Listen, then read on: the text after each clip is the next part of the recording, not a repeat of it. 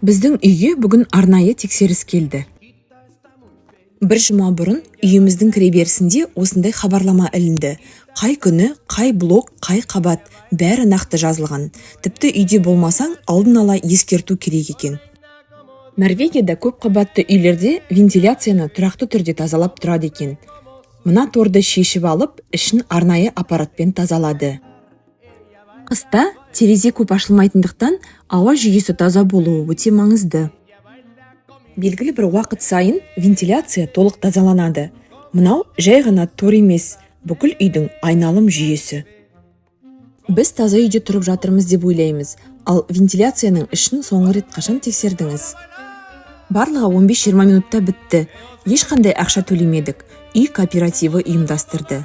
Осындай жүйе бізде болса қалай болар еді?